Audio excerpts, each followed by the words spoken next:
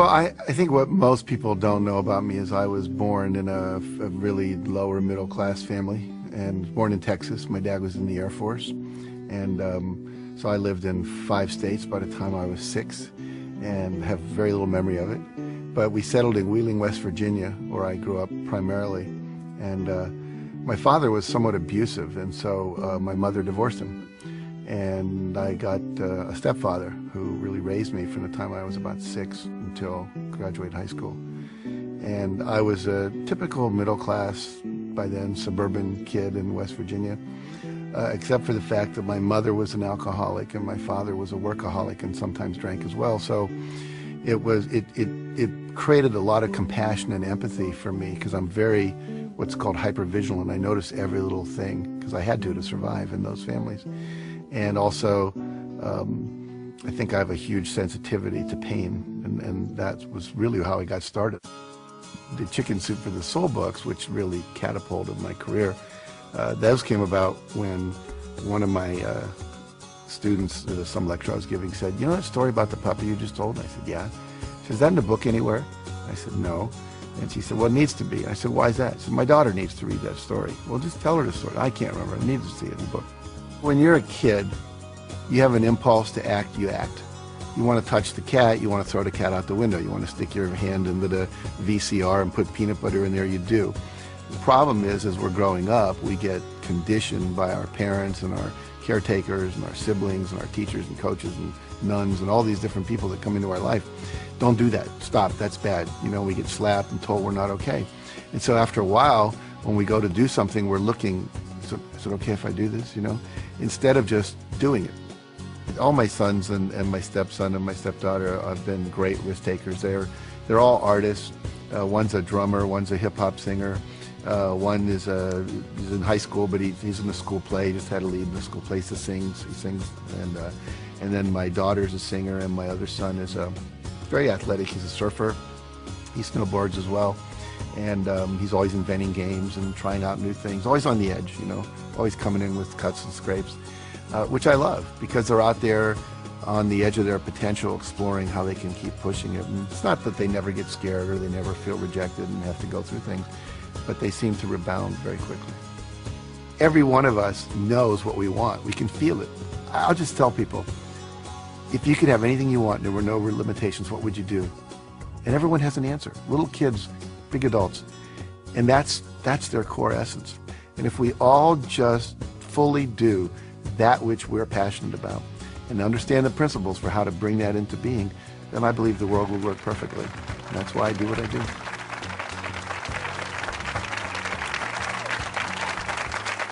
Thank you.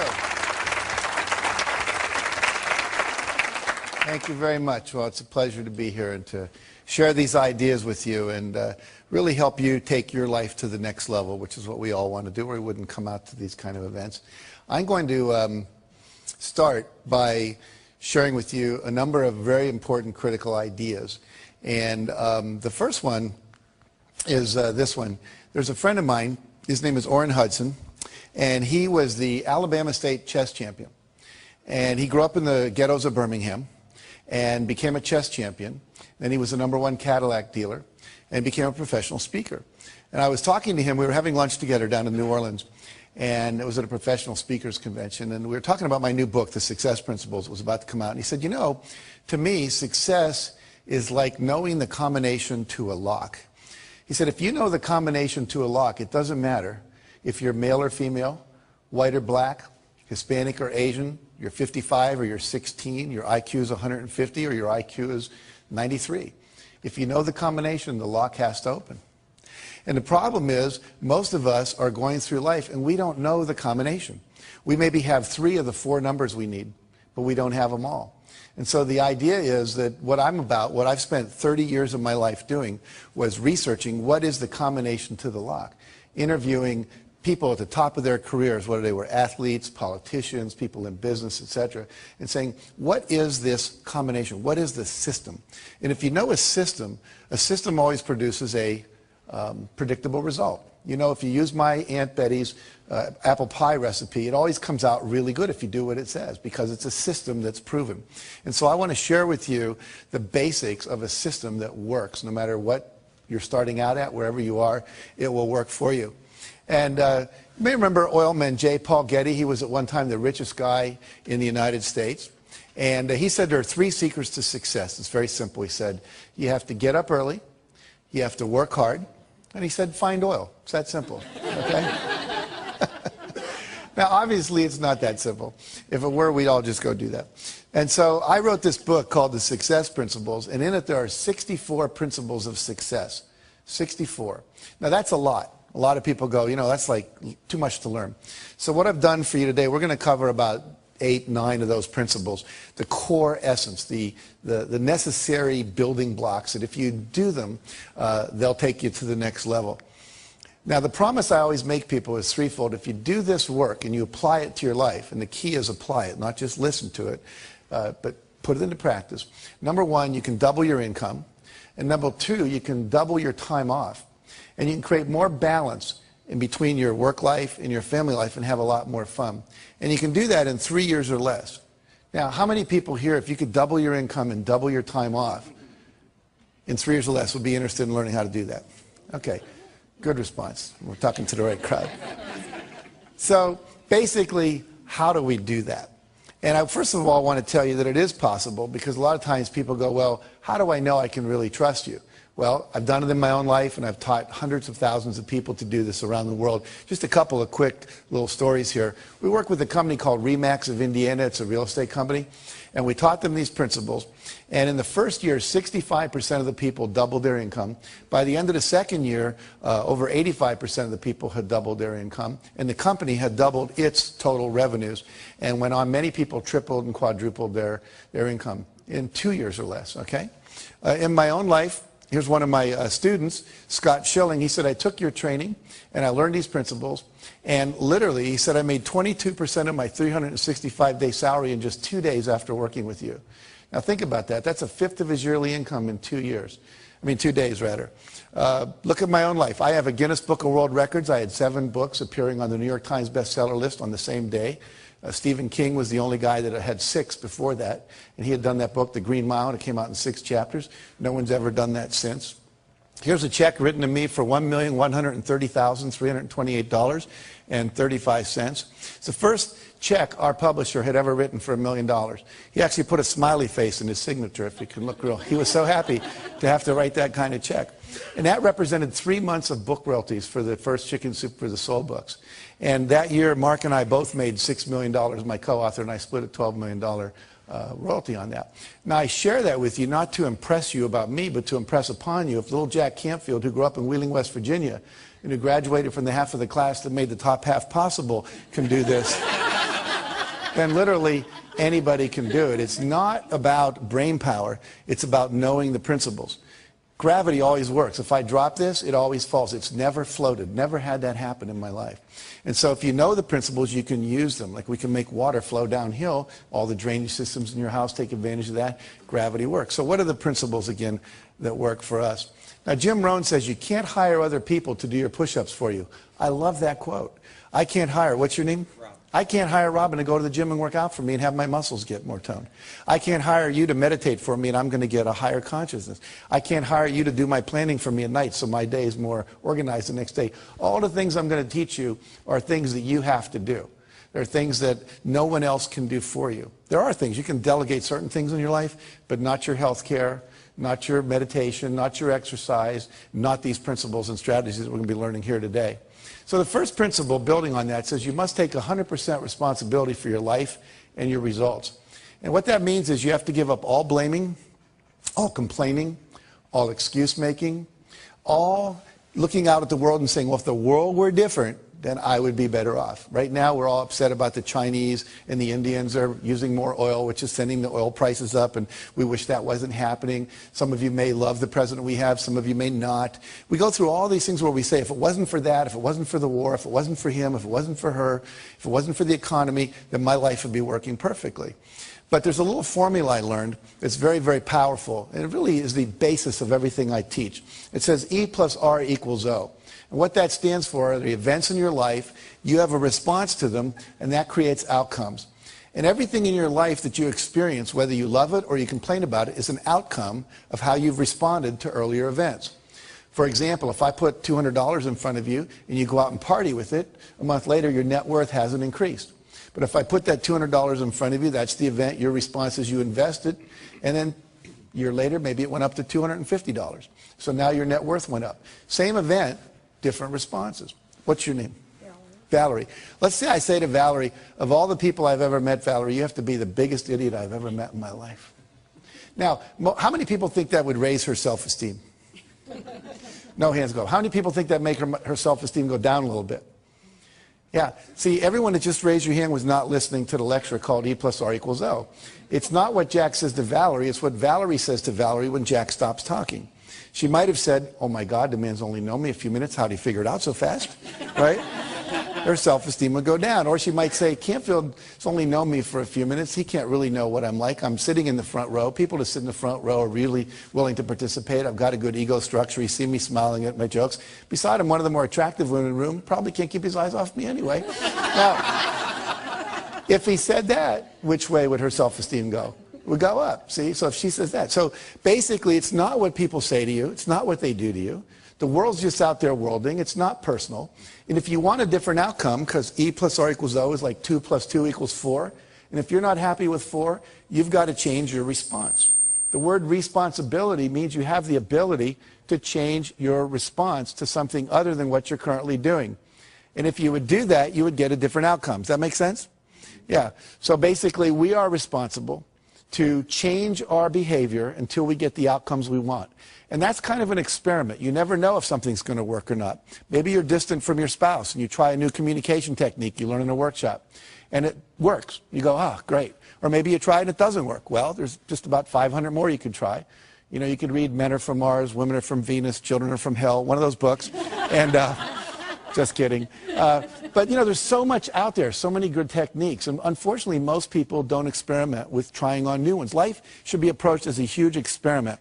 And you just keep experimenting until you get it right, okay? All right, we talked about that, so we'll go to this. E plus R equals O again. I want to give you a business example. A friend of mine during the first Gulf War was a Lexus dealer, and people stopped coming in to buy Lexuses. They were all watching CNN and CNBC and watching the war on TV. And plus, we were having a minor recession, so people were holding on to their discretionary income. So what happens was, he said to his staff, E plus R equals O. There's a war. People are watching TV. Our responses, we've been doing the same thing. Ads on the radio, ads in the newspaper, waiting for people to come in. Well, they're not coming in. We better do something different. We're not going to go out of business, but we're going to take a huge economic hit if we don't. So they tried 4 things, one of which worked, and I'll tell you what that was. They said, if the people aren't coming to us, let's take cars to where they are. Okay? So they would go out with 5 or 6 Lexuses, and they'd go to a party. What's your name, sir? Tom. They go up and say, Tom, what do you do for a living? I'm an investment banker. You're an investment banker. How's the investment banking business doing these days? Great. Doing great. What's he eventually going to ask me?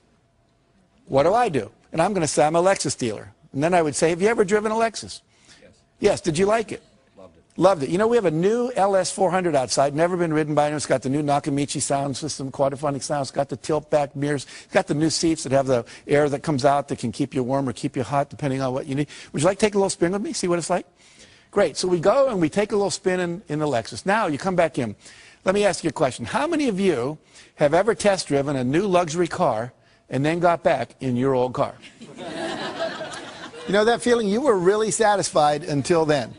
Well, they ended up selling over 60% of the people they did that with a new car within 2 weeks. Because they didn't wait. They tried something different. And if you keep experimenting like that, you'll find the R that works, but you have to be willing to take a risk. And the reason most of us don't do that is we don't want to feel uncomfortable, because all new things require discomfort. I'd like you all to do this with me real quick. Fold your hands like this, and you can do this watching at home, in your hotel room, wherever you might be if you're watching this on a TV set. And notice which thumb is on top, your right or your left. And whatever that is, I'm going to ask you to unfold all your fingers and have the other thumb show up on top. Okay? Don't just move a thumb, but all the fingers are moving. Now, how does that feel? Uncomfortable? Awkward, strange, yucky, wrong, not me, right? Now, what does your body want to do? Go back. Wants to go back, so let it go back. How's that feel? Most of you said better. Tom over here went, oh, like, I'm me again, right? What happens is, literally in life, this is what stops most people from being successful. One of the things is that they would rather be comfortable than do what's required. Anytime you do something different, it's uncomfortable by its very nature. Now, most of you remember learning to drive a car.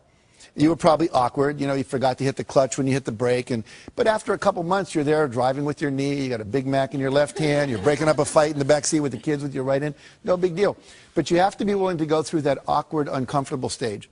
And most people, unfortunately, won't do that. And so they get locked in what we call their comfort zone. So what I want you to do is to realize that life is an experiment. You have lots of responses that are possible. And I'm going to teach you some of those new ones, perhaps, that you can apply to your success.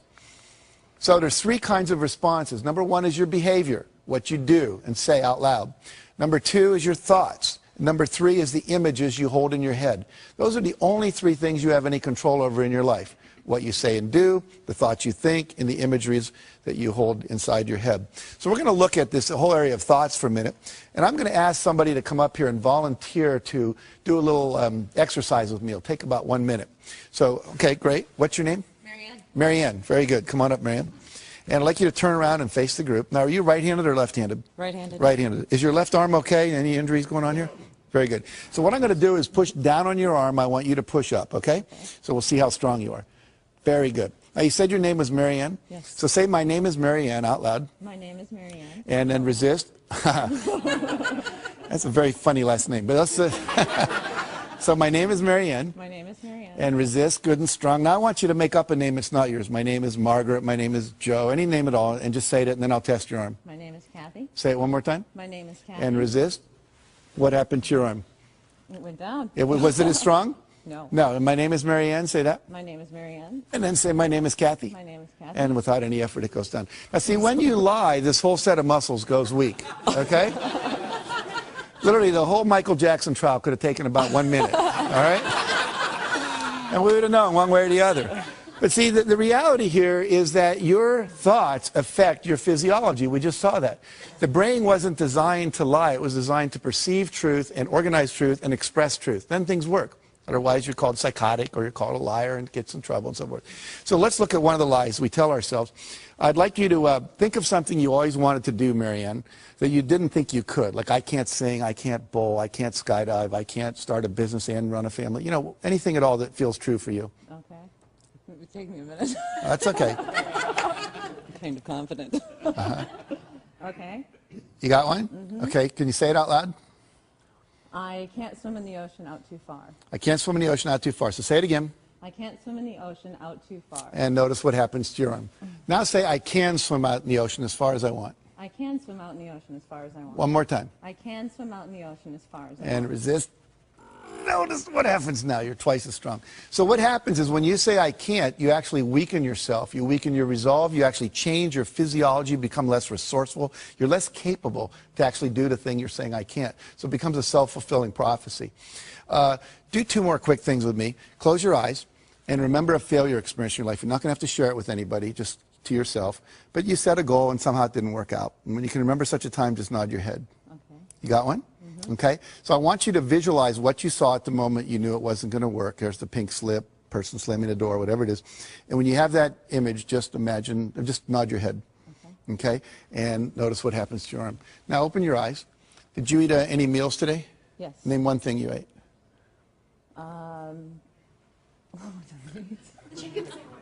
Chicken sandwich. Chicken sandwich. Okay, good. You brought your agent with you. Okay. A friend. Yes. All right. So now close your eyes and remember a time when you had a success experience. You set a goal and you achieved it and you were really proud of yourself. You remember such a time? Mm-hmm. And vision what you saw then. Make a real clear picture in your head of what you saw when you knew it was a success. Okay. And resist. No, it's really good and strong. I want you to do one last thing with me, and then we'll talk about what all this means. I want you all to look up at her, look at Marianne, and I want you to think a negative judgmental thought about her. Just make one up. I don't like you, you're an idiot, whatever. Okay? And give her that look parents give their kids when they're disappointed in them. And I want you to resist with all your strength. And notice what happens to your arm. Can't do it. Now smile at her and send a positive thought. Wow, she volunteered in front of all these people to go up there with Jack. And resist. Can you feel the difference? Yes. So what happens here is when you say I can't, when you lie, when you focus on your failures instead of your successes, and when you surround yourself with people who are judgmental rather than encouraging and empowering, it actually has a physical effect on you.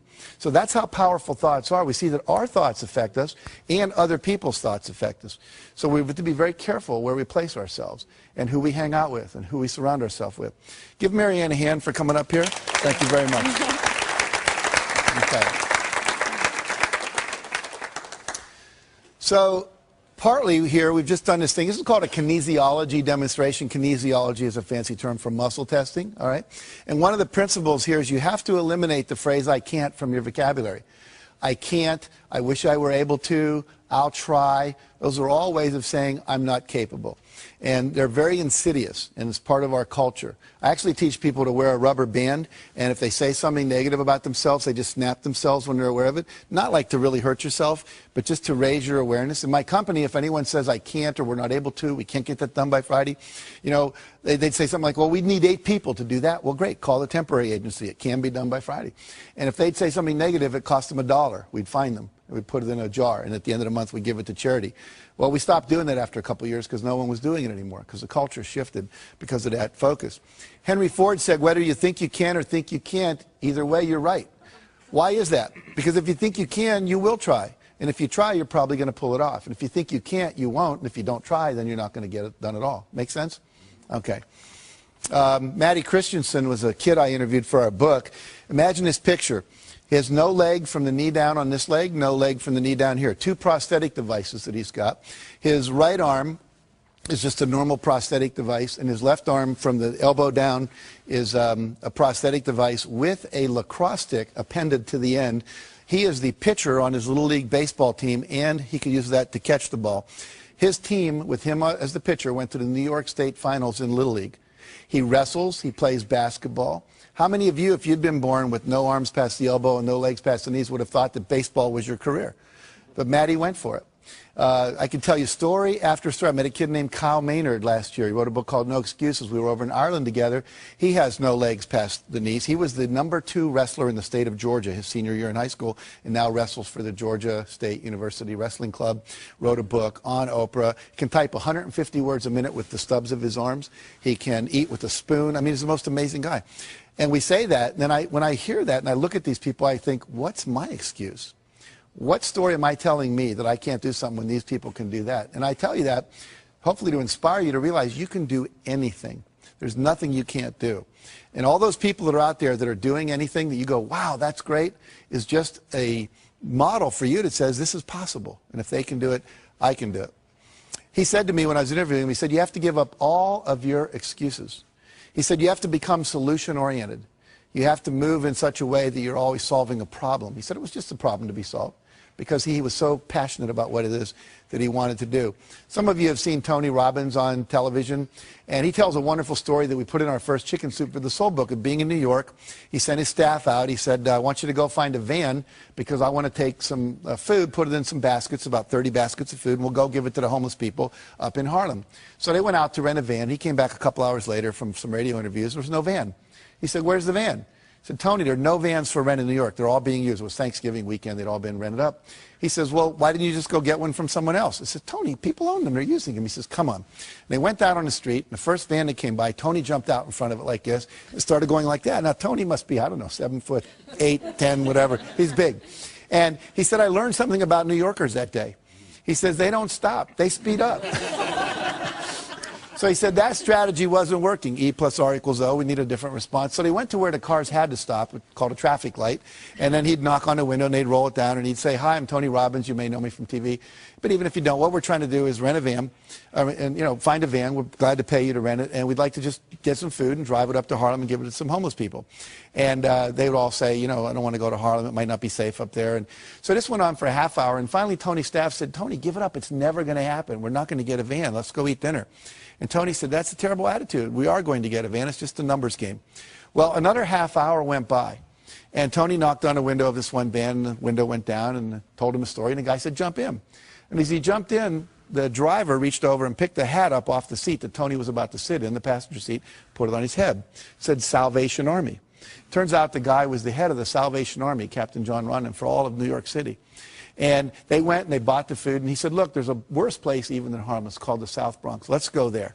And so they went and took 30 baskets of food to people living in these, literally abandoned houses. And he said, we lifted a lot of lives. He said, but more importantly, I raised the consciousness of my staff that day, and they realized there's always a van in New York City. But let's look at what some of the principles are of success that are contained in that story. Number one, Tony had a clear intention. You must know exactly what it is you want. You have to have a goal. You have to have a vision. Number two, he had a positive expectation. He fully expected to get it.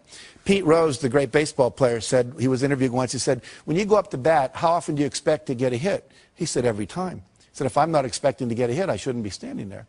And you don't always hit it, but you're going to come from that expectation level. He never gave up because he fully expected the result was going to happen. It was just a matter of time. Number three, he took action.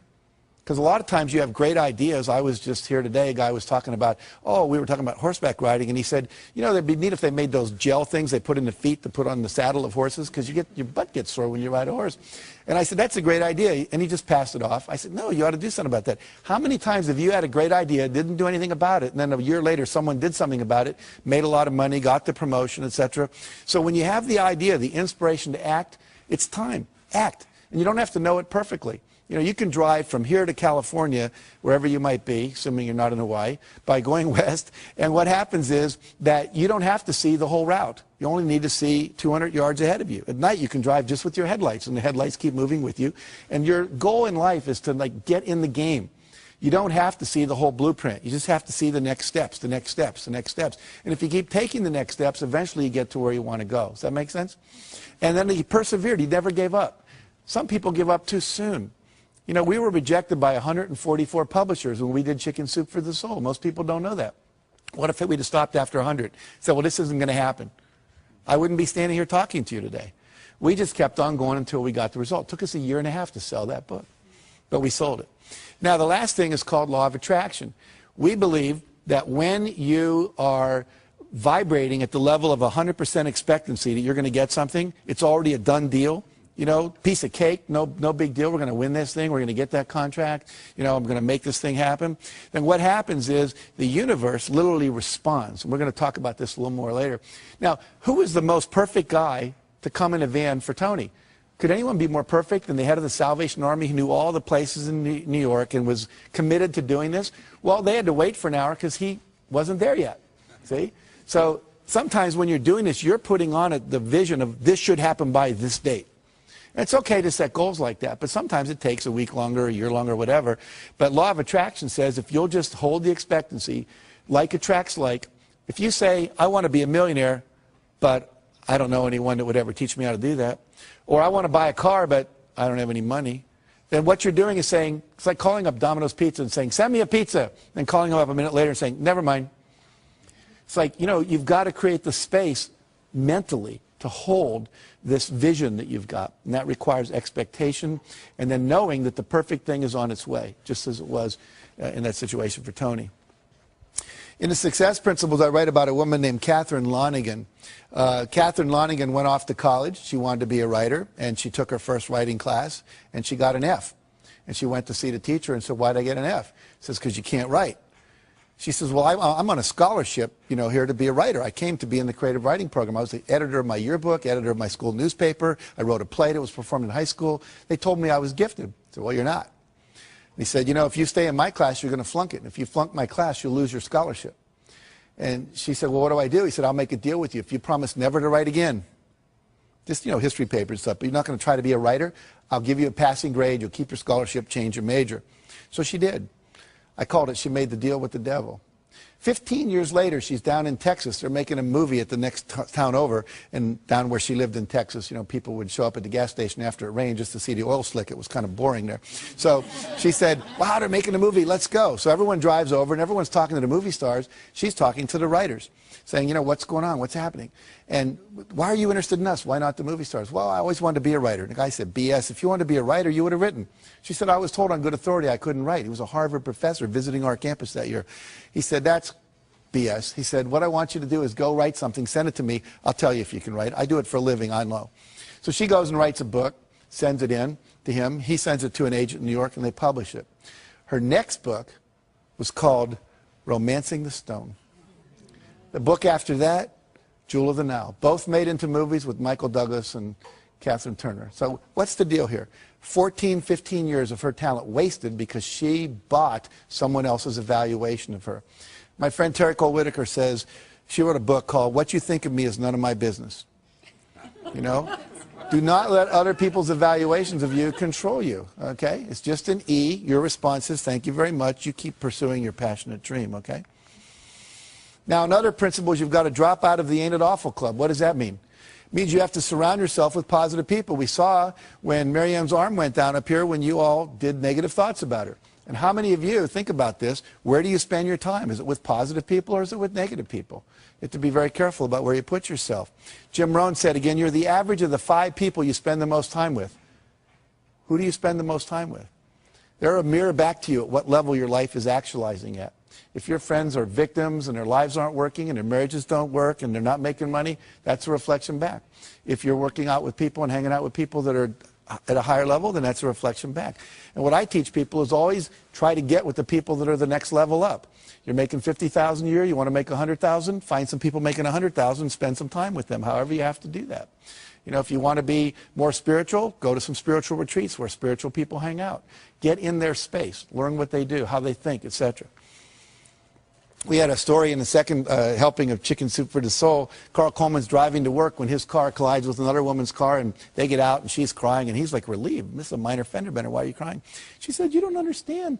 This is a brand new car, 3 days from the showroom. How am I going to explain this to my husband? He said, well, I'm really sorry about that, but we need to get your registration, your driver's license, your insurance record, so we can, you know, exchange that data so we can file our accident reports. So she goes into the glove compartment of her car, opens up the manila envelope and everything's in, and on top of that there's a message written in handwriting by her husband, and it said, in case of accident, remember honey, it's you I love, not the car. See, the women all go, oh. The men are thinking, yeah, right, I don't know about that. But why do we all go, oh? We all go, oh, because that's what we want in life. We want someone to love us more than anything else, especially things, vases that have been in the family for 3 generations, the white carpet, your special sweater, whatever.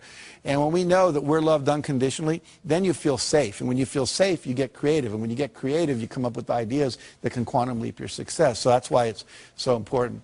Number 2, success principle, that's really the core principle here, is decide what you want. You can't get from here to there unless you know where here is and there is, right? If you have a GPS system in your car, all you have to do is type in the address. It knows where you are from the satellites in the sky, and it plots a course. Your brain works the same way. The problem is, according to the research, less than 10% of Americans have written measurable goals for the year. In some cases, I've been into companies where less than 3% of the people did. Less than 10% of high school students are ever taught how to set a measurable goal.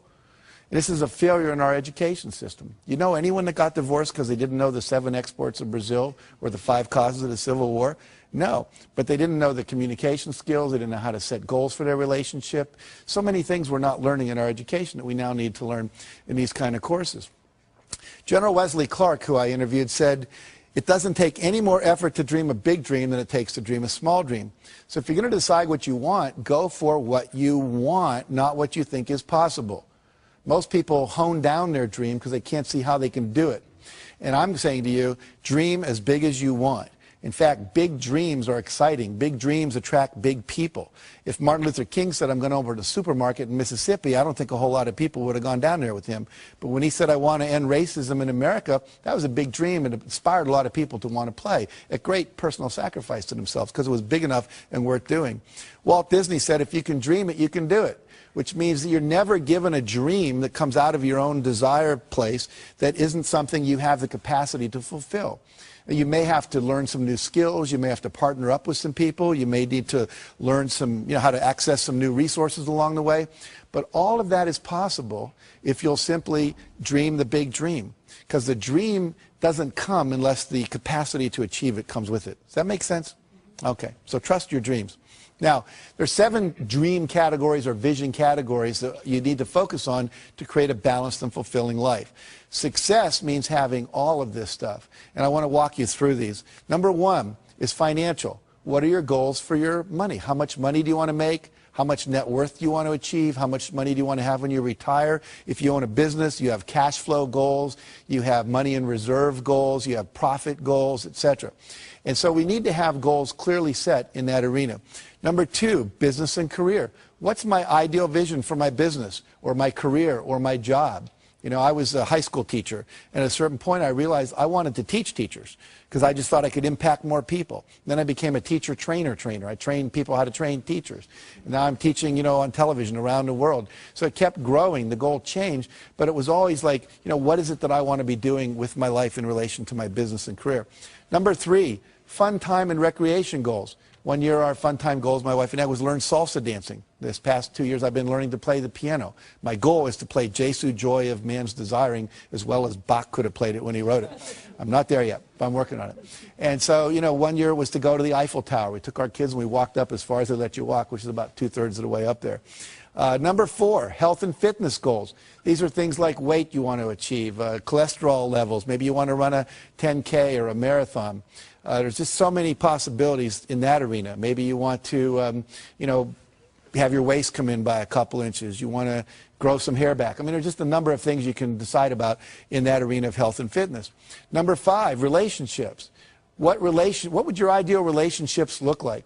One year I decided I didn't have enough male friends.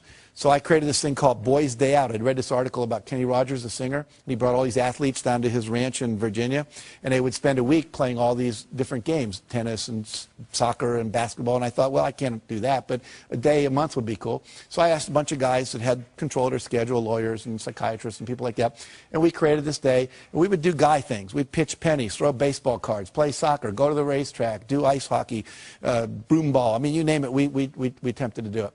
And it was really a lot of fun. And all of a sudden, I had the guy energy that I needed in my life. Instead of just complaining about not having it, I said, what's my goal? I want this many men friends, and I set out to create it. Number 6 is personal. And this is just things you want to do because you want to do them. You want to write a letter and get it published in the newspaper. You always wanted to act in a play, just, you know, because you thought it'd be cool, or record a song. Or this could be where your personal growth goals, your spiritual growth goals are. You know, you want to reach enlightenment before you die, learn to meditate, you know, get to know a closer walk with God. Whatever it is for you, that's that arena. And finally, contribution and legacy. What is it that you want to leave to the world? What's your vision of your contribution that you leave behind?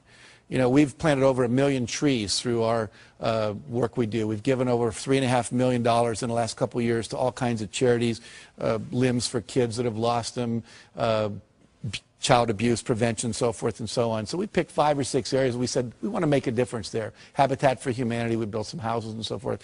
So what is it you want to do? Pick one thing in your vision and go for it. Now, if you had success in all these arenas of your life would be balanced, your life would be fulfilling. And here's the neat thing. Nobody can tell you what you should want in any of those areas. It's what you want, not what your mother, your wife, your pastor or anyone else says you ought to have, but what do you really want to achieve in your vision? And I usually ask people to look 5, 6 years out about that. You can look farther if you want. And then to write down, you know, all the details, like you're putting in a purchase order to God, okay? All right. Create a breakthrough goal. This is a thing you want to do where you create a goal that's going to quantum leap your career. So something that if you like wrote a best-selling book, that would be a quantum leap goal. Had your own radio show, that would be a quantum leap goal. Opened up China as a market, that would be a quantum leap goal. And it's a goal that would not be like a 5-yard play, but like a 50-yard pass play on the first down. And so what you're going to do is set that goal. Here's some examples of past clients of mine. Create a $10 million revenue stream through internet sales. Create my own 30-minute talk show.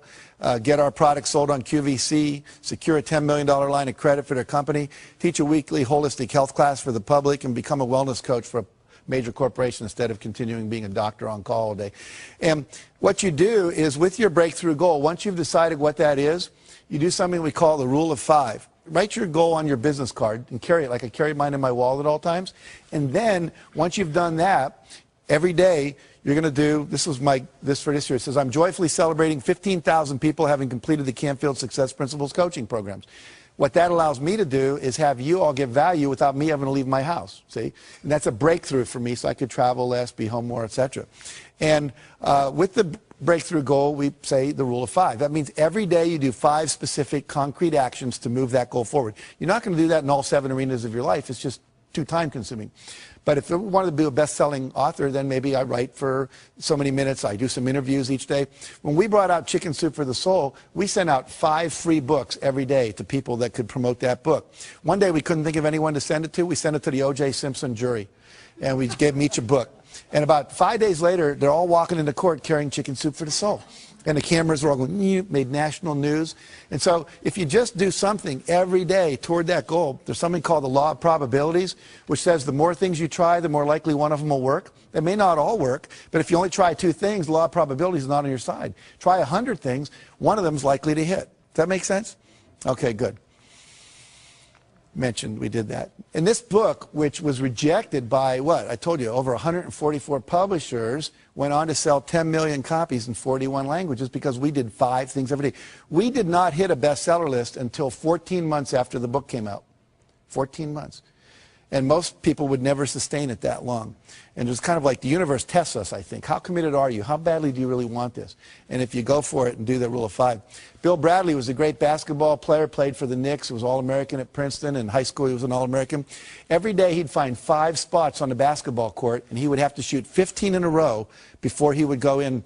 And sometimes he'd be out there 2 hours after everyone else had showered and gone home. He did that all through college, all through his professional career. What happens? He goes on, becomes NBA Hall of Famer, later senator from New Jersey, because he was willing to prepare. You have to be willing to do the work as well as dream the dream.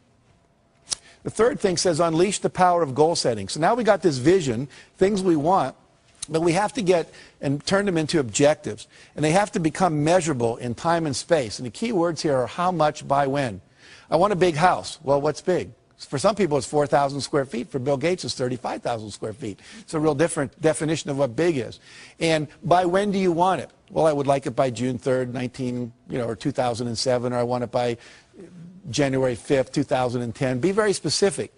Now, we said it may not show up exactly then, but the more specific you are, your brain will figure out what has to happen to get it to happen in that time frame. So here a person says, I'd like to increase my income. They're better off if they say, I will earn $200,000 by 5 p.m. December 31st. I'd like to spend more time with my husband. Well, I will take 3 long weekend vacations and 1 2-week vacation with my husband by November 30th at 5 p.m. Much more specific. Now the brain knows what to do, okay? I'd like to spend more time with my wife. I'll take ballroom dancing lessons with my wife for 12 weeks from September 21st to December 21st. As soon as we get specific, there's a part of your brain that starts calculating what to do. If you call a travel agent and say, want to go on a trip, what's the first thing they ask you? Where do you want to go and when do you want to go there? And until you tell them that, you're stuck. And your brain works the exact same way, that little GPS system. I'm going to lose weight and get fit. Needs to be, I'll weigh 190 pounds or 140 pounds by a certain date. Make sense? Again, less than 10% of Americans do this. And guess what? 10% of Americans own 90% of America. And guess what? They're the same people because they're clear about what they wanted, clear intention. All right. Next area is images. We now know that your body cannot tell the difference between a real event and an imagined event. Okay? If I were to have you close your eyes and imagine you were standing in the middle of a very small terrace on top of the tallest skyscraper in the world, you'd start to have queasy stomach and your hands would sweat because your body would really think it was there, even though you were safe in this room. Now, we can use that principle to our advantage to create success by using this power of visualization. And here's an example. One basketball team at Ohio State University, they took and they said, we want 1/3 of you, they all had equal foul shooting records, to not touch a basketball for 30 days. The other third, we want you to go out and practice basketball every day for a minimum of a half hour, preferably an hour, shooting foul shots for 30 days. And the third group, they said, we just want you to close your eyes and visualize shooting foul shots. Don't touch a basketball for 30 days. And guess what? First group, as you'd imagine, showed no improvement. Second group, practicing for 30 days, they get 24% improvement. And the third group that only did it in their mind got 23% improvement when they brought them back to the court and had them practice. So what happens here? I wish there would have been a fourth group, right? Practice and visualize. We'd have probably got up in the 30 or 40% improvement level. But what this tells us is simply By visualizing your goal as already completed, by seeing it nothing but net every time, the body starts to respond and adjust itself to create the result. So one of the great success techniques is people that are super successful are often called visionaries, and the reason is they close their eyes and they see the future. You create your future by envisioning it, okay? And I recommend you do that every day at least twice, once in the morning when you get up and once before you go to bed. They did a study at NASA where they took astronauts and they had them wear concave lens goggles, which meant you see the world upside down. Imagine trying to negotiate relationship with me and I'm hanging from the ceiling and my right's my left. It'd be pretty complicated. These goggles had no peripheral vision and they had to wear them 24 hours a day for 30 days. What they were expecting was to see if they'd get nauseous, become hostile, lose sleep, to see how they'd handle disorientation in outer space. What they hadn't predicted was that about 25 to 30 days into it, every one of the astronauts, their brain flipped the image right side up again. They're still getting upside down input, but they created new neural pathways. And they came out of this, the psychologists came up with something they call a 30-day principle. And what the 30-day principle says is that if you want to change a behavior, change a habit, anything at all, you must, in fact, do it for 30 days. Uninterrupted, because they tried a subsequent experiment where they had half the astronauts take their goggles off on day 15, keep them off for one day, put them back on again. Took another 25 to 30 days before they flipped them right side up again. So we know that it's current, contiguous, everyday repetition. This is why most New Year's resolutions don't work. It's why most corporate change programs don't work. It's why most of our school programs don't work. There's not that 30-day uninterrupted. This is why basic training in the Marine Corps does work. Because they got you down there for 6 weeks and they're not letting you out of their sights and you're in a context that's held tight for that 6-week period. So if you want to visualize your goal is already achieved, minimum of 30 days. That make sense?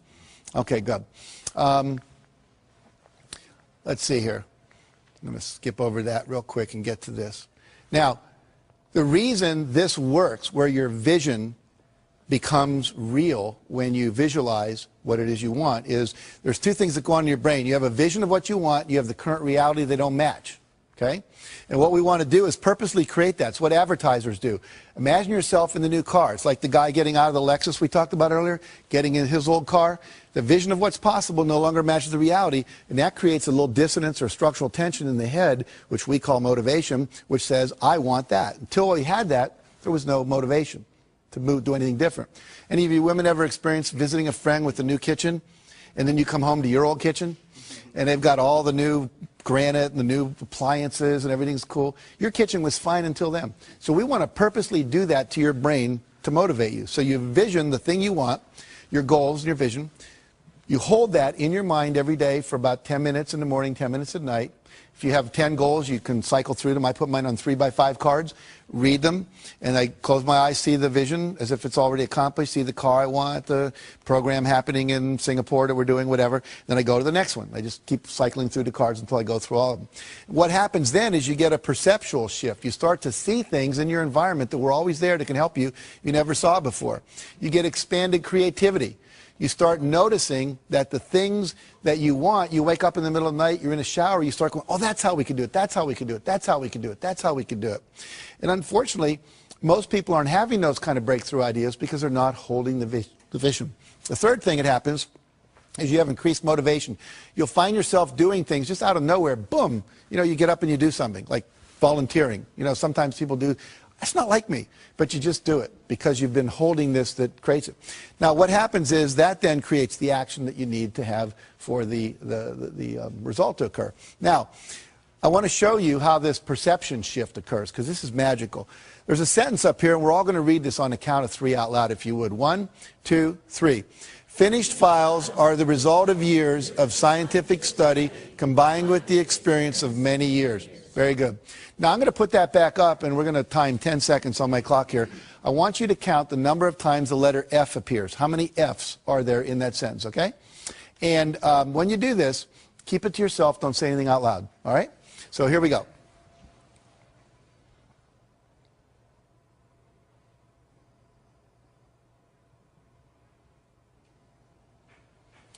Okay.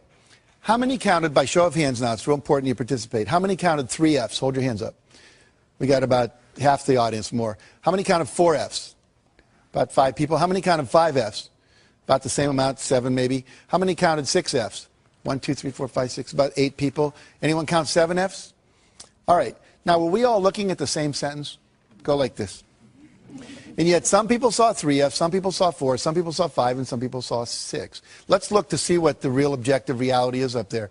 There are 3 Fs that I'm sure most of you saw, correct? But there's also 3 more. There are 6 Fs in that sentence. Now, do you think that Bill Gates and Michael Dell and Steven Spielberg and George Lucas see more Fs out in the world than most of us do? Yeah, these are resources. These are possibilities. These are options. These are people that can invest. These are people that can give a good hug. When you visualize what it is you want, it opens up your perceptual filter to let in more information. Right now, you're not aware of what you're feeling in your right foot, but as soon as I say it, you can all feel it. It was getting filtered out by a part of your brain called the reticular system. You are filtering out resources and solutions to your problems all day long. And the only reason you're filtering them out is because you've not had an image in your head that you are going to solve those problems and get those results. Once you do that, it programs this part of your brain called the reticular activating system to open up and let in more resources, to let you see. You'll only see enough to match your vision. If you think you're a $100,000 a year person, you're going to see just enough to make you $100,000 a year. If you think you're a $300,000 a year person, you're going to see just enough to do that. Your perception is controlled by your beliefs and your goals, okay? So it's critical that we change all that. Now, let me give you just a couple more principles. I'm going to kind of speed through these like the last 500 years of European history, you know, when the last lecture you had in college. But I want you to get the whole model here because it's important. So we've got a vision. We've taken 100% responsibility. We've got some goals now. We've made them measurable, okay? We're now visualizing those goals every day. The next thing that needs to happen, I'm going to demonstrate by giving away something here. See if I can find it right here. Okay, I have a book here. It's my book. It's called The Success Principles. And I've sweetened this by putting as a bookmark a $100 bill. Okay, that's real money. And I'm going to give this away to someone here in the audience to illustrate the next principle. Who would like this? Okay. Marianne, good job. Now, what did only 5 people in this whole room do that no one else did? They got off their butt and they took action. And so the next principle is you must take action. When you start visualizing your goals and this GPS system comes in, you're going to start getting little roadmaps, and we call them inspired actions. You're going to start getting inspirations to act. You must act on them. I've had people, sometimes nobody gets out of the audience, and then I'll ask them, how many of you thought maybe what you ought to do is get out of the audience? And like half the hands go up. I'll say, what stopped you? I didn't want to look like I needed it that much. I didn't want to get up there and have me be wrong and look foolish, you know. I didn't want to like get there second. I thought maybe you weren't really going to do it. I'd look like an idiot, you know, whatever. They have all kinds of excuses. Those are the same excuses they use in their life not to take action on their dreams. So you must take action. But here's the problem, or the challenge. Not every action is going to work. Goes back to E plus R equals O. We have to experiment, right? So if not every action is going to work, you have to take action, and then you have to assess, did it work? And here's the next principle. Ask for and respond to feedback. Ask for and respond to feedback. Let's say that I was married here. What's your name again? Valerie, yeah. So Valerie and I were married, right?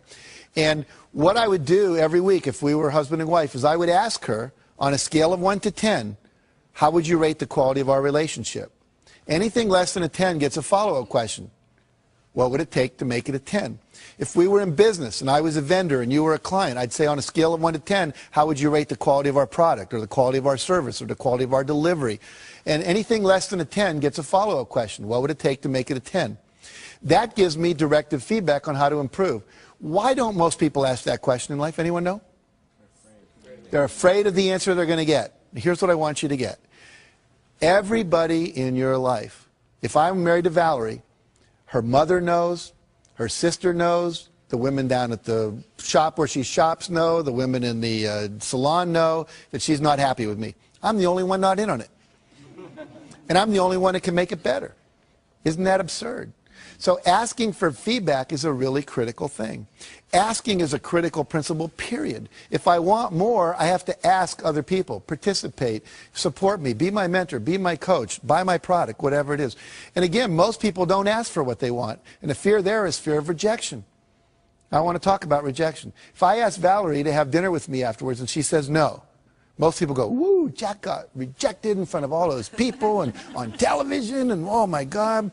But see, let's look at it. Did I have anyone to eat dinner with before I asked Valerie? No.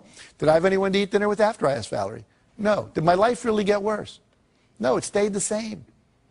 See, if I apply to Harvard and don't get in, I wasn't in Harvard before I applied, I'm not in Harvard after I applied. And as one of my friends pointed out recently, you spent your whole life not going to Harvard. You know how to handle that, right? It's not that difficult. So you have to be willing to ask. You have to reject rejection. And then the other key, after you respond to the feedback and give the feedback, is you've got to persevere. You never, ever, ever, ever give up. 144 publishers said, no, we're not interested in Chicken Soup for the Soul. We didn't give up. I had a friend who wanted to be a chiropractor up near Pebble Beach, California, and he went to the Chiropractic Association and said, you know, would you help me open my office here? And they said, no, we really don't want any more chiropractors here. We're going to recommend you go somewhere else. We have one chiropractor for every 8 people. He said, well, I really want to be here. So he ignored them. Remember, what you think of me is none of my business. And he went out, and he literally knocked on doors for 6 months. Knocked on 12,500 doors, talked to 6,500 people, and asked 4 questions. You know, should I name my office this or this? Should I put it over in this side of town or that side of town? If I wanted people to come in before or after work, if they had a 9-to-5 job, would I be better open 7 to 9 or 5 to 7? And finally, he said, what newspaper should I advertise in? And lastly, he said, if I do an open house, would you like an invitation? 6 months later, he opened his office. His first month in practice, young kid, still in his 20s, out of chiropractic school, made $72,500 net profit. He netted over $1 million that year. Now, what did he do different than most people? He went out and he engaged people. He asked them, would you like to come? Would you get involved with me? I was giving this talk, and a guy came up to me and said, you know, I've been coming to this church where I was talking to, he said, for 15 years. And now you're telling me about this guy. You know, he came and he knocked on my house. And I talked to him. And I didn't need a chiropractor for 5 years. And then once I had an accident at church, at work, and he said, I still had his card on my bulletin board in the kitchen. And I went to him because you know him. See, we do business with people we know. Okay, so never, ever, ever give up. Ever, ever, ever. Now, other principle. We'll start to wrap this up here. It's never too late to start. Some of you are sitting here or you're viewing this and you're going, but I'm too old. I want to tell you 2 quick stories. Helen Klein. At the age of 55, her husband comes to her and says, I want to train to run a 10K race. That's about 6 miles. She said, are you crazy? We're in our 50s. He said, no, I want to do it. Why don't we just run around the backyard? Now, their backyard was about 3 times bigger than most of our backyards, but it wasn't a ranch or anything. They ran around, and they just dropped dead almost at the porch on the back. Like, and she said, I was so disgusted with myself, I decided the next day I would either walk or run around twice, the next day 3, the next time 4 times. She just kept adding 1 lap every day. Then she started doing it around the block, and she would add a lap every day. Well, in 6 months, she got to the point where she could run a 10-mile race, and she entered it. Now, I met her when she was 83. She was getting an award at the same place I was in California. And she had just finished running a 100-mile marathon. She's run several 24-mile marathons, 5 75-mile ultramarathons, including one all the way around Lake Tahoe. She started when she was 55. Cliff Young shows up, Australian, 61, sheep herder, to a race that goes from Sydney to Melbourne. It's about 800 kilometers. He's not wearing Nikes. He doesn't have on Pumas. He's not wearing the latest running gear. All these world-class athletes are there. He's wearing Oshkosh overalls over a T-shirt with a baseball cap, work boots, and galoshes. And they're all laughing at him, like, you crazy? Is this some kind of publicity? He says, no. He says, what running experience do you have? He says, well, I chase the sheep around. We don't have a horse or anything, so when, Anyway, they take off, and they're going crazy, and they're running and running and running and running, and he just kind of starts shuffling off like this. That night, all the other runners went to sleep. You're supposed to run 18 hours and sleep 6. Well, no one told Cliff you were supposed to sleep. So he didn't know. So because he didn't know, he didn't do it. He said, I've stayed up many nights chasing my sheep around and make sure they didn't get in trouble. So he's running, and he runs right by him, and because he runs right by him, no one tells him to stop because they're all asleep. He cut 5.5 hours off the world record for that race. Okay? So here's the deal. Doesn't matter how old you are. And the other thing important in that story is the less you know about how you should be and you just go for what you want. See, most of us, we have all these beliefs that are limiting us. Find the stories that inspire you and start believing that. Believe you can. Talk to yourself in a positive way. And if you do that, you can create miracles in your life. And I'll end with this story. One of my favorite stories, a minister gets a call from his parishioner. Her name is Aunt Hattie, they call her in the church, and he's Reverend Jim. And she says, I just went to the doctor, and they called me and said that I've got terminal cancer. And they said I got 6 months to live at the max. And I'd like you to come over and help plan my funeral with me. He said, well, he started to try to comfort her. He said, no, don't comfort me. I'm very old, and I've lived my life, and I've achieved all my goals. I'm very happy. But I don't trust my kids to do the funeral right, so please come over, and we'll plan it. So he goes over, and they start planning the funeral. She said, I want this, I want to wear this dress, and I want this psalm read, and I want this hymn sung, and I want this open casket. I want these kind of flowers. And I want this poem on a card, a memory card with my picture that people can take away. And then she said, I want to be buried, and I want to have my Bible in my left hand and a fork in my right hand. And the minister said, well, I understand the Bible in Hattie, but why the fork? She says, you know, whenever we have those church socials and we're down in the basement and they come by and they say, if it's going to be a really good dessert, they always say, keep your fork. It's not going to be something like Jell-O or pudding. It's going to be apple pie or cherry cobbler or chocolate cake. And whenever they say, keep your fork, I know the best is still yet to come. So when people come by my coffin and they look in and they go, Reverend Jim, why the fork? I understand the Bible. She was very religious, but why the fork? You just look them right in the eye and say, Aunt Hattie knew the best was still yet to come. And so for all of you, if you'll put these principles into action and not think about them, but actually do them, and if you really want to go deeper, get the book or go to one of my seminars or whatever, you can go to my website and download things. It's just jackcanfield.com and take the forms there and use them. I promise you, for you, the best is still indeed yet to come. Thank you very much.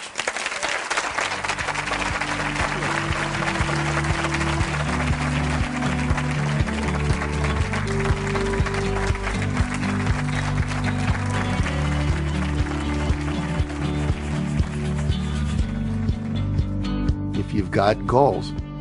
You got a vision of what you want. To get from where you are to where you want to be, you're going to have to take some steps, and a couple of those may be uncomfortable. And so what? You can either sit there and justify where you are and rationalize, and I love the word rationalize, they're rational lies to justify your current reality, or you can do what's necessary to create what you want. And the people that create what they want tend to be happier, tend to be more fulfilled. Which do you want? I pick happy.